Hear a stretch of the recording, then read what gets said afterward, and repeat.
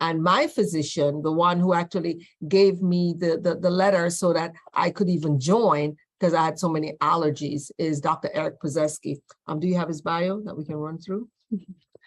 Yes, I do.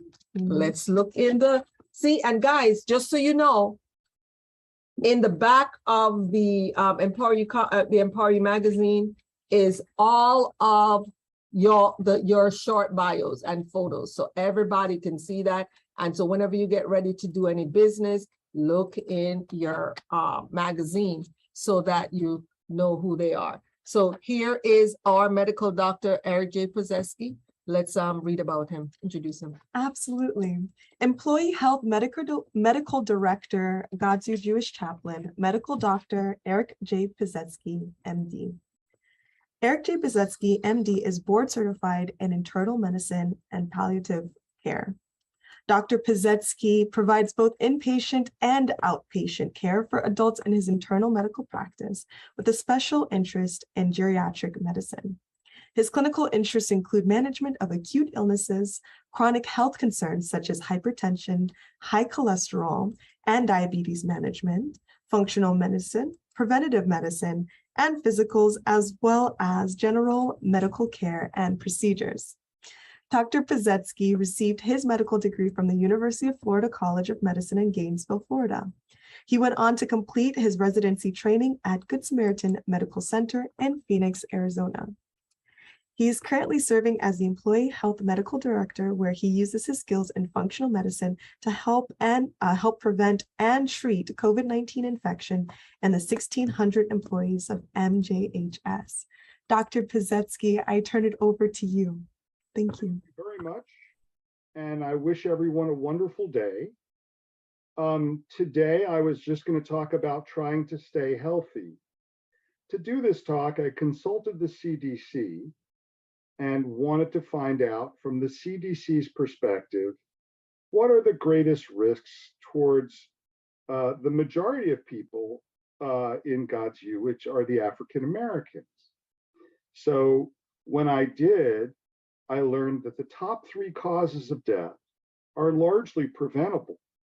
But number 1 is heart disease. Number 2 is cancer. And number 3, unfortunately, is COVID. And we're all quite familiar with COVID in the news, but I'll talk a bit about that. So first, let's go back to heart disease. Heart disease is something that develops over time, and heart disease is preventable by lifestyle, in other words, exercise, eating right, aggressive blood pressure control, and obesity management. So those are the 3 things that I think will help us prevent heart disease. The 2 forms of heart disease that are most common, congestive heart failure, which happens when blood pressure is not treated and the heart has to pump against high pressures, and coronary artery disease, when the arteries to the heart get blocked by cholesterol plaques, and then areas of the heart don't get the blood they need and they can die.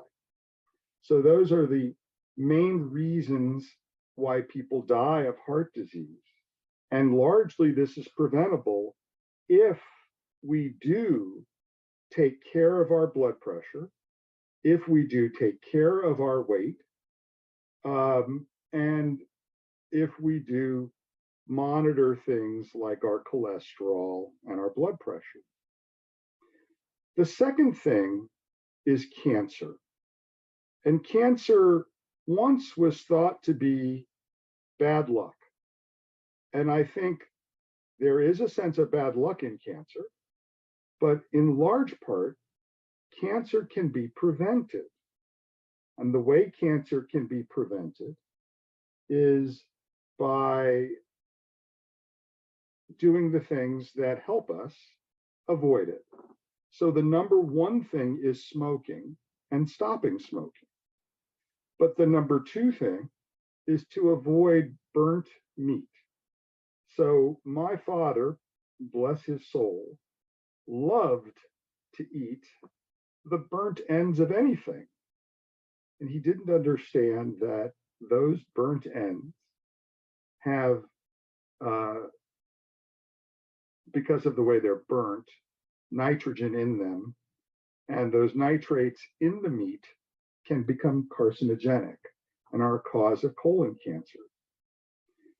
Processed meats with nitrates are also something that's been linked to colon cancer. High fiber diets are particularly protective. And then there are health screenings that are fairly essential. So women need to be screened with Pap smears for cervical cancer. And remember, cervical cancer is largely preventable now if our kids are vaccinated against HPV infection, because we know mostly HPV infection underlie cervical cancer, also most head and neck cancers in men. Aside from Pap smears, mammograms are important in women, and we think they should start earlier. We started them at age 50 before, now we're starting them at age 45. The same is for colonoscopy. We've decided that people benefit by scanning them earlier at age 45. And the idea is to be screened every 10 years by having a colonoscopy. There are some technologies that are not as good, but are not as, do not require the preparation. So there's a CAT scan that you can get that's a CT colonoscopy, but it's not quite the same. And there's a stool test that you can do instead of colonoscopy. Both those technologies, if they're positive, require colonoscopy. So I don't think there's any real reason to avoid the procedure. But if you really need to, there are these alternatives. And lastly, COVID-19. And that's pretty much what I've dedicated the last 2 years of my life to. COVID-19 is a new virus that is largely preventable by vaccination and boosting. Unfortunately, as all viruses, the COVID-19 virus keeps changing. And there was Delta, and now there's Omicron, and there'll be others. But we're quite clear that if you're vaccinated and boosted, or if you're over 50, if you're vaccinated, boosted, and boosted a second time, you're much better at being able to not get COVID when you're exposed. And if you do get COVID, it's a much more milder illness than if you're only vaccinated, or if you're not vaccinated at all. In addition, as well as boosting and vaccinating, we still advocate in indoor settings being masked. And that's particularly something that is of concern, as many people are not masking now. And a lot of the masking regulations have gone away, but that doesn't mean that you can't benefit from masking yourself. When people do get infected, if they're particularly symptomatic, or if they're at particularly high risk for complications of having a COVID infection, there is a new antiviral medication called Paxlovid. And Paxlovid is 2 antiviral capsules with a ritonavir capsule that makes them last longer. And you take 1 of a pack of 3 twice a day for 5 days. This has pretty much reduced all of 90% of those that get hospitalized. But you have to do it within the first 5 days of the infection. So I think that's a game changer that we're starting to see. And they are developing better vaccines, and they are developing new treatments. So I'm sure we're going to do a better job against COVID-19, but it's important that everyone be vaccinated and boosted. When we look at statistics for African Americans, we can understand why these diseases, heart disease, cancer, and COVID-19, seem to be the worst in the African American population. When we look at health status, we have 18.7% of African Americans in fair or poor health status over 18 in surveys. And we see in smoking, 19% of males and 11% of females in the African American community are smokers. We need to see if we can reduce that number. But our main problem is obesity. And 38.7% of all men over 20 in the African American community meet criteria for obesity, not being overweight, but actually being obese. That's a BMI of greater than 35. And in women over the age of 20, we know that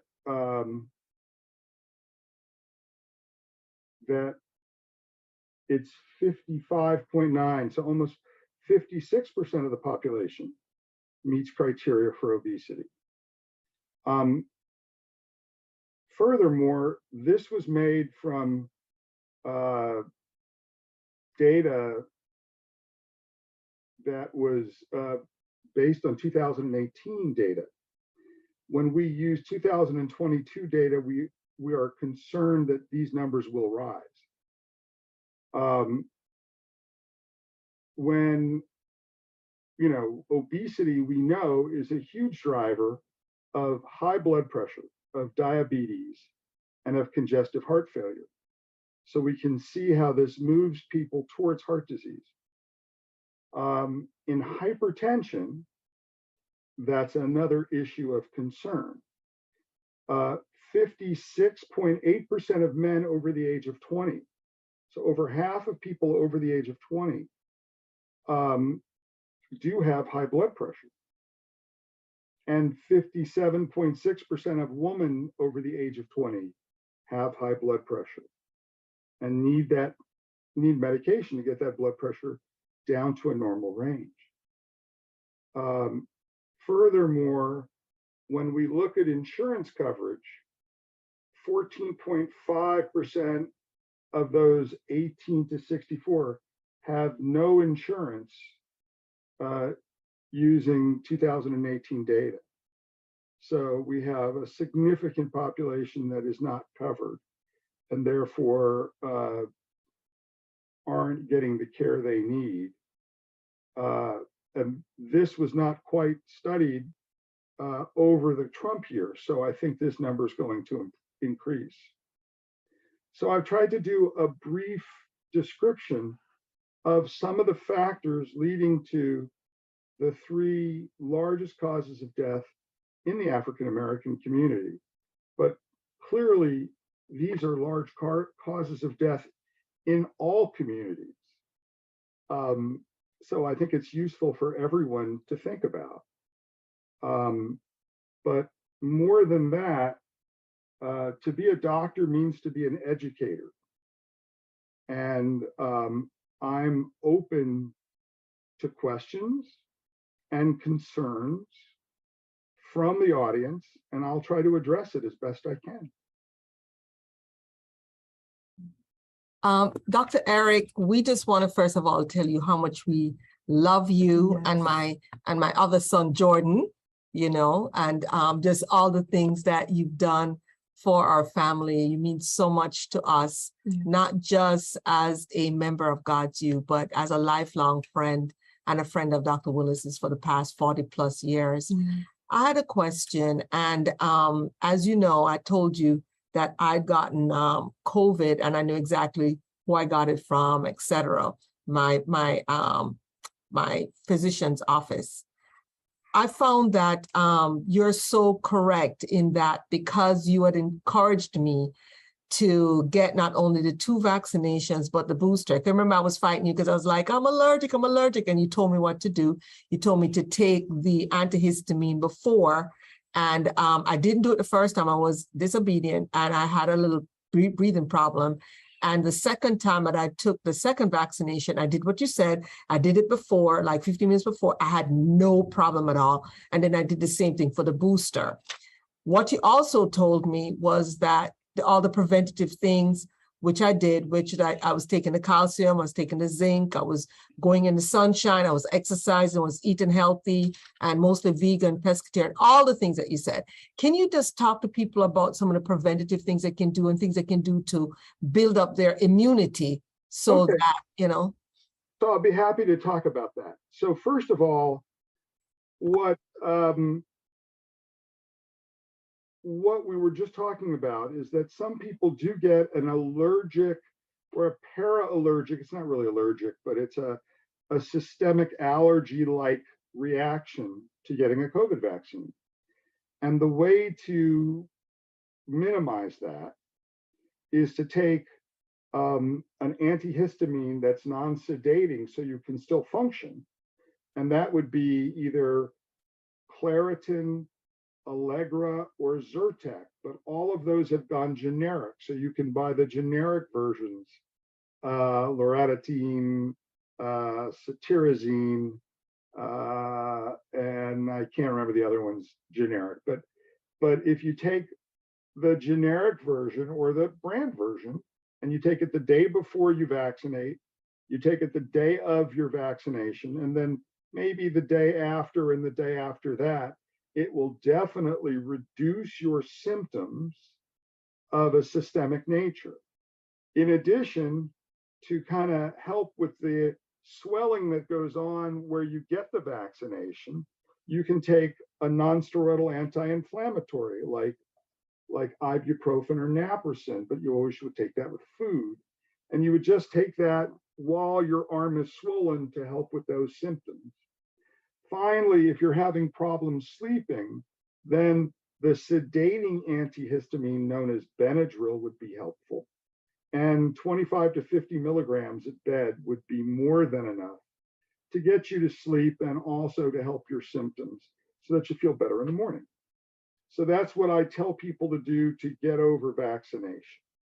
And I think the current standards to be up to date with vaccination, those who are under 50 are supposed to have the primary vaccination of 1 and 2 injections, and then a booster vaccination 6 months later.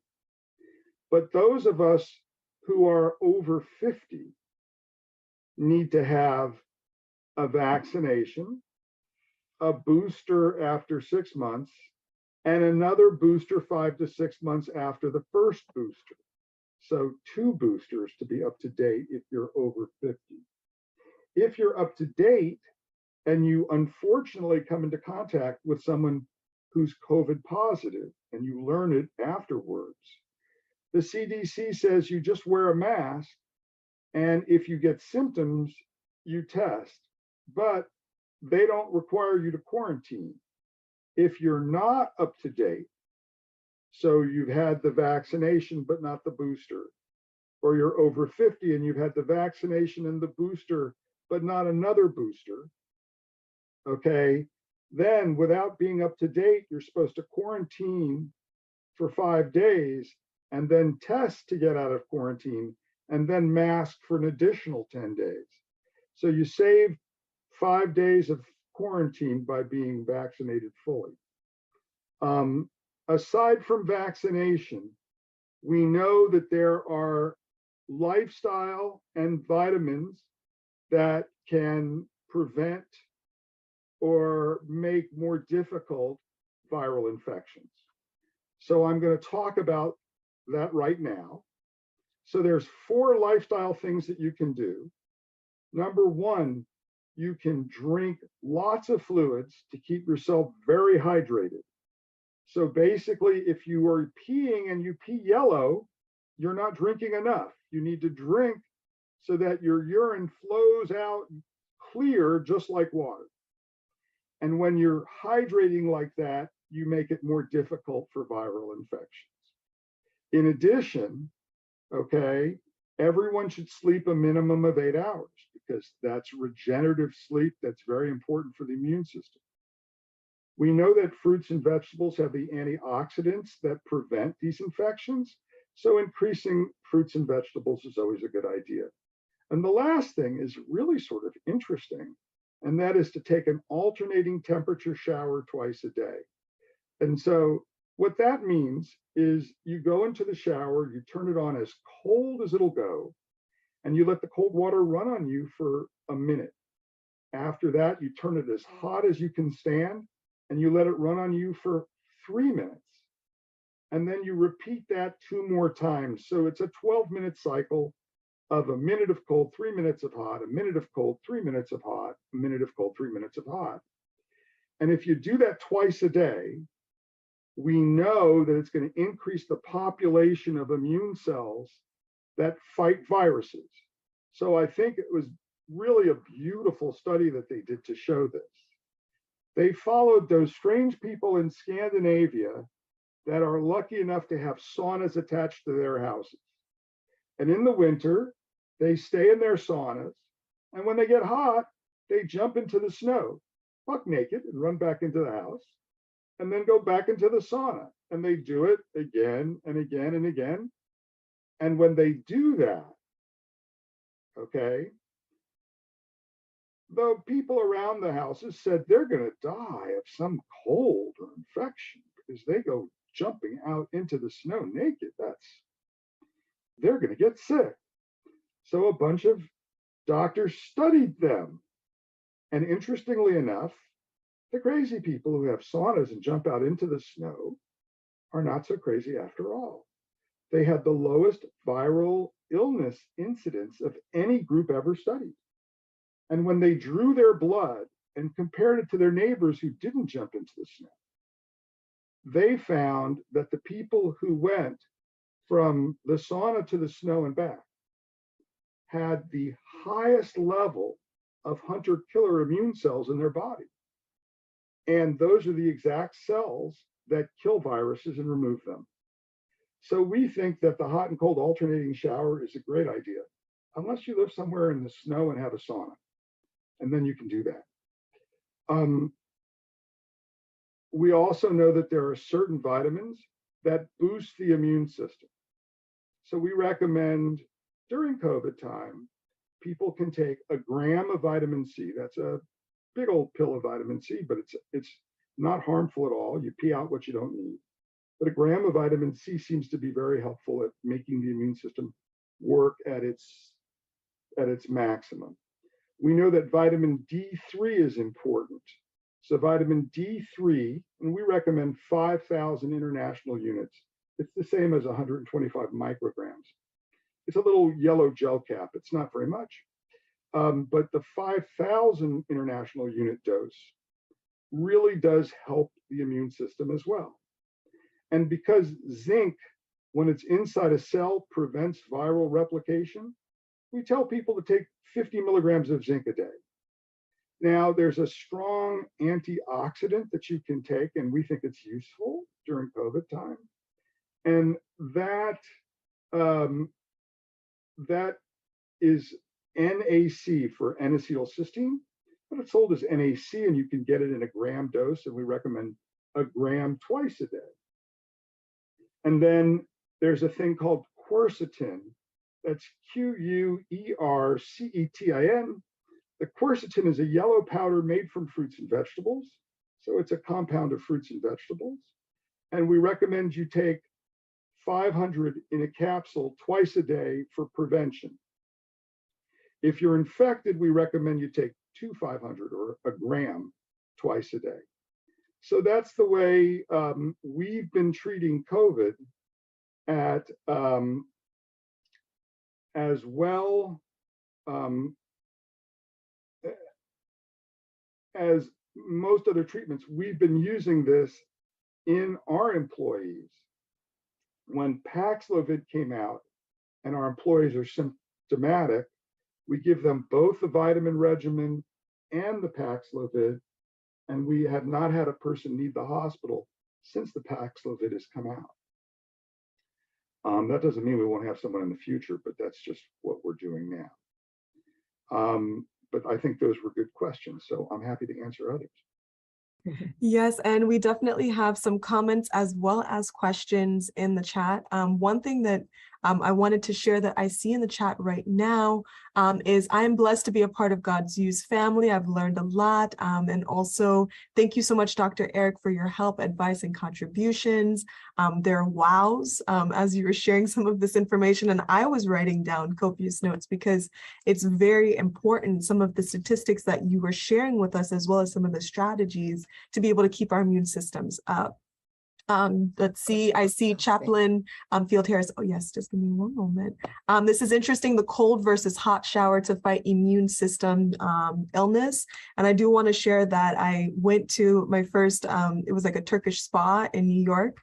My godfather, Attorney Richard Wright, actually took me there with some other individuals. And I experienced that, going into the sauna and then jumping into this ice cold pool. And let me tell you, at first I was terrified I was going to walk out like sick because, you know, you're jumping into something cold, and I was like, my hair is going to stay wet, you know, and stuff like that. But ultimately, it was the best thing I could have done. I left there feeling recharged, energized, and it really did. I was starting to come down with something, and it just went away like that. So I'm really happy that you also shared that.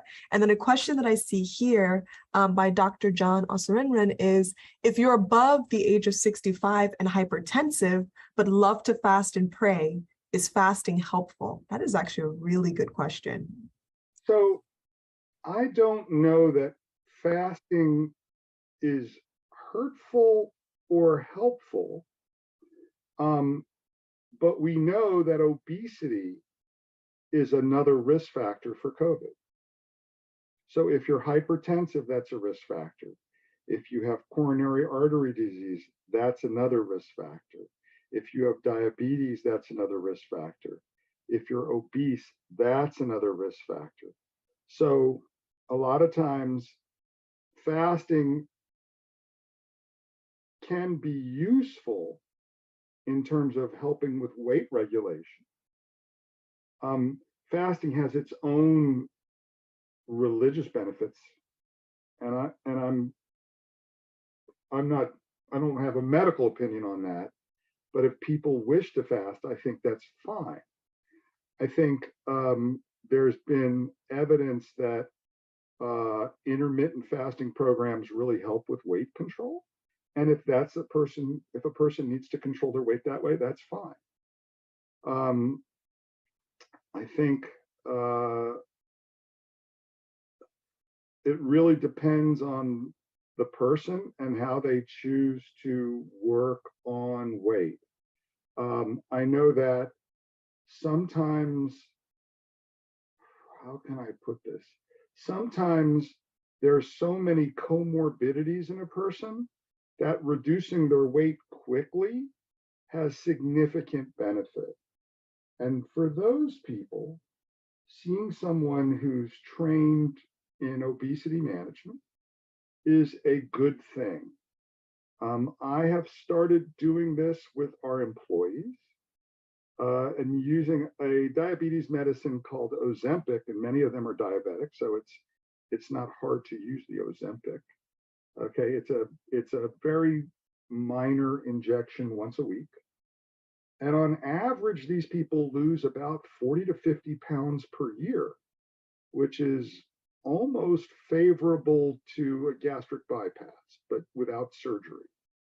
So I think that there are new things available to help people manage weight that weren't available before. Now, intermittent fasting, and some people really do like ketogenic diets. Those are other approaches, and they can be successful too. The real question is, how much weight does someone have to lose? And if they're just obese and they don't have any other conditions, they have some time to figure out how they want to lose it. Okay? If they've already got diabetes, hypertension, and a bunch of other things, it may be that reducing them quickly has more value. And so it's a really an individual choice. but fasting is one successful program that's been validated. And the people who intermittently fast have lived far longer than other people. So we really do think it is a beneficial process in those who want to do it.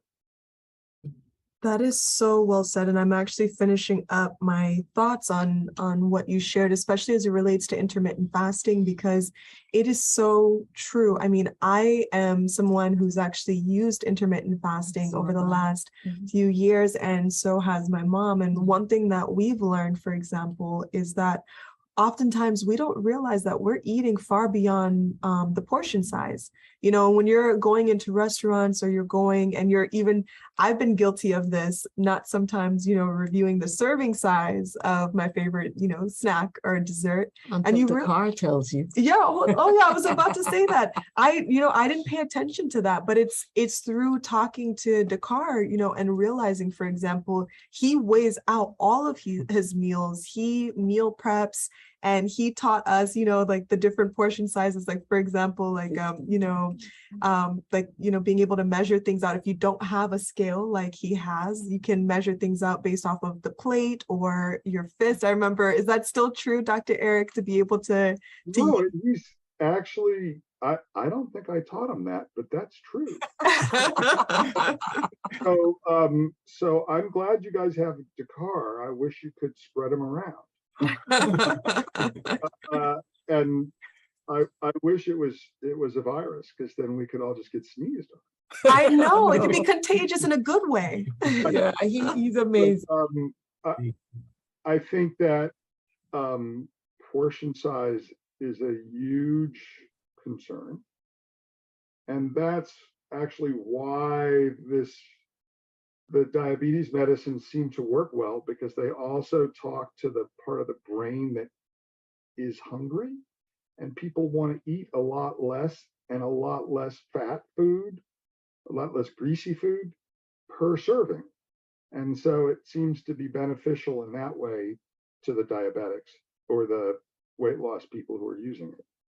But I agree with you. And I think that when you do the intermittent fasting, I don't think it's terribly difficult to do the periods where you are fasting as opposed to the periods where you're eating.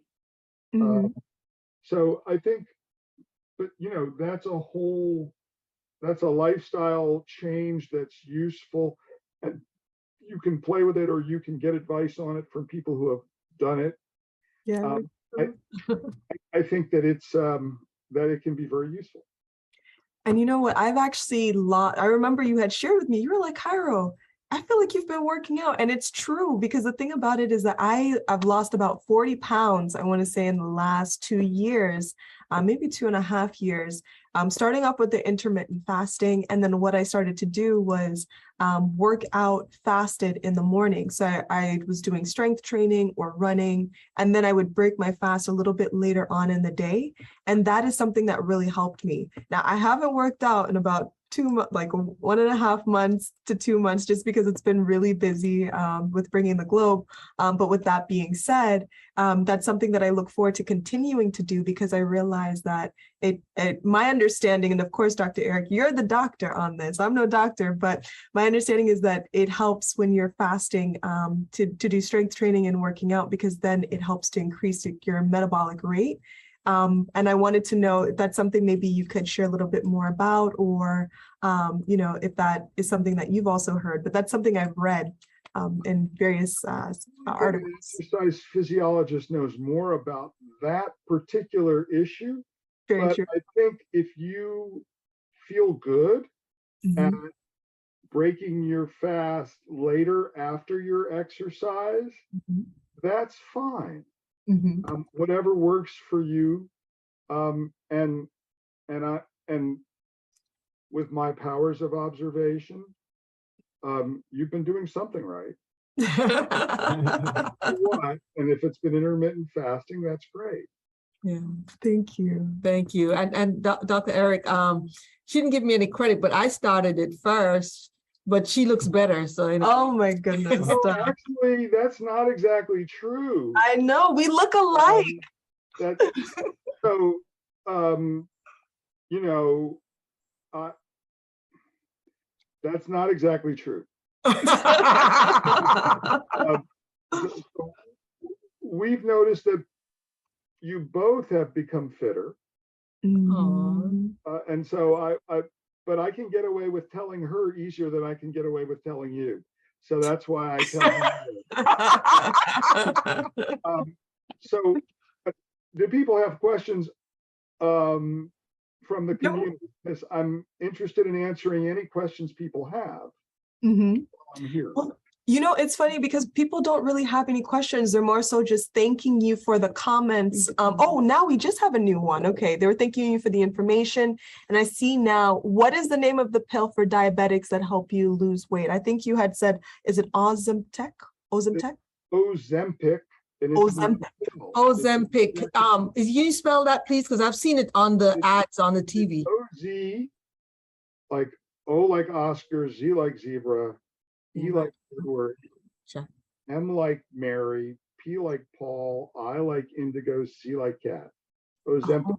Ozempic. Okay. Okay, and it's an injection. It's not a pill, and it's an injection once weekly. And it works over the 7 days. So it's interesting because the pill it's packaged in 3 different ways.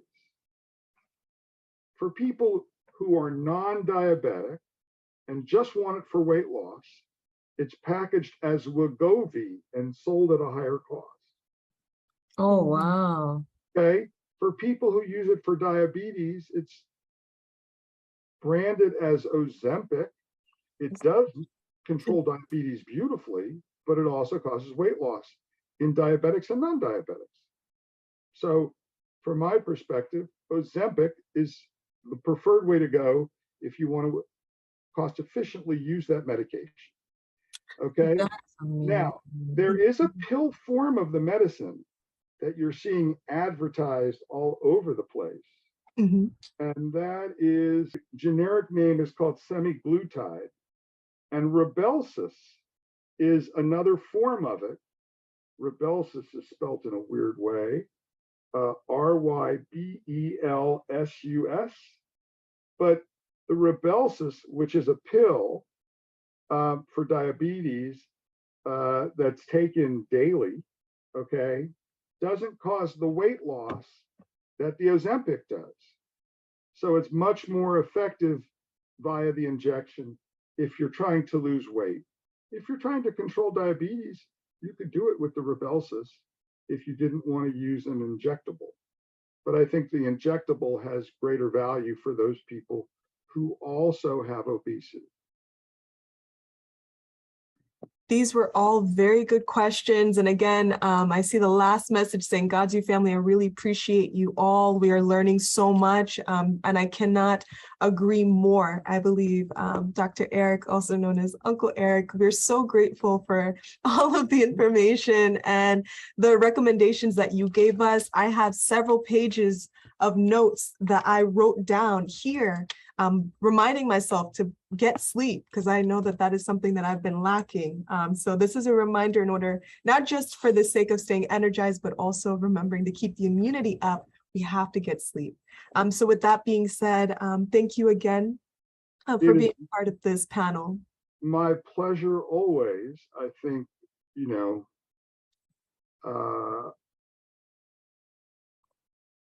I think really health should be a right. And I think by educating people, you can avoid a lot of disease. So let's avoid disease and get people well and have them live happily. That's, I think, the best thing we can do. I definitely agree with you completely, wholeheartedly. And thank you again for your expertise, for the wonderful suggestions, recommendations that, we can all take into our daily lives.